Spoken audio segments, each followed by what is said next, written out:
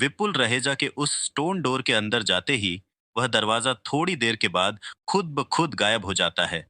Stone door के गायब हो जाने के बाद उस दरवाजे के ऊपर लगा यूनिवर्सल कॉइन जोरदार आवाज के साथ नीचे गिरकर फट जाता है। जैसे ही वह कॉइन फटा, उस कॉइन के अंदर से बहुत सारी ब्लैक स्मोक निकलने लगती है। ये धुआं काफी शक्तिशाली प्रतीत हो रहा है। मुझे नहीं लगता कि मुझे यहाँ ज्यादा देर रुकना चाहिए, और वैसे भी यह काला धुआं धीरे धीरे गायब ही हो रहा है। इवेंचर के बाद पूरा का पूरा धुआं गायब हो जाएगा और मेरे मास्टर भी यहाँ से जा चुके हैं, तो मेरा काम यहाँ खत्म हो चुका है। इंस्टेंट डेविल उस दृश्य को देखकर मन ही मन सोचता है। वह वहां से जाने की तैयारी कर रहा होता है। तभी उसे ब्लैक स्मोक के अंदर से एक अजीब सी प्रेजेंस महसूस होती है। अब ये कौन सी मुसीबत है? इंस्टेंट डेविल मन ही मन बुदबुदाता है।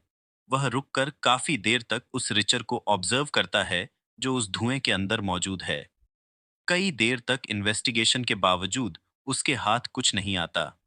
उल्टा, वह धुआं धीरे धीरे उन क्रिएचर की जिंदगी खत्म कर रहा था। लगता है मेरा यहाँ रुकना बेकार है।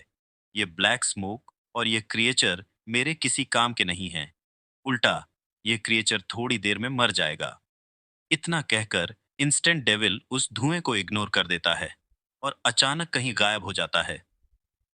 जाहिर सी बात थी, इंस्टेंट डेविल वहां से जा चुका था। दूसरी ओर वह क्रिएचर उस ब्लैक स्मोक के अंदर धीरे धीरे मर रहा था। मैं ऐसे ही नहीं मर सकता हूँ। मुझे कुछ तो करके यहाँ से निकलना होगा, वह अपने दर्द से बड़बड़ाते हुए कहता है। उसके इतना कहते ही उस क्रिएचर की आंखें सफेद रंग से चमकना शुरू कर देती हैं और धीरे धीरे एक होली लाइट उसकी पूरी बॉडी को कवर कर लेती है। अपनी होली बॉडी को एक्टिवेट करने के बाद जब वह क्रिएचर खड़ा होकर एक कदम आगे बढ़ाता है, तभी उसे कुछ महसूस होता है। उसकी आंखें आश्चर्य से खुली रह जाती हैं।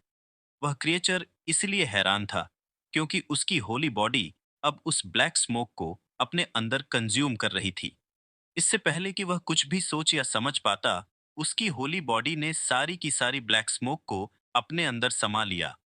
उस ब्लैक स्मोक को कंज्यूम करने के बाद वह क्रिएचर अपने आप को ऑब्जर्व करता है और पाता है कि उसकी जो आंखें हमेशा सफेद रंग से चमकती थीं, अब वह पूरी तरीके से लाल हो चुकी है। उसकी आंखों को छोड़कर उसका पूरा शरीर ब्लैक होली बॉडी में कवर हो चुका था। यह क्या? मुझे क्या हो गया है? वह क्रिएचर मन ही मन सोचता है। फिर थोड़ी देर के बाद वह अपने दिमाग को शांत करता है और अपनी होली बॉडी को बाहर निकालने की कोशिश करता है। जैसे ही वह अपनी होली बॉडी को बाहर निकालता है, वह नॉर्मली बाहर निकल जाती है और वह अपने पहले जैसे रूप में लौट आता है। चलो, कुछ तो बढ़िया हुआ।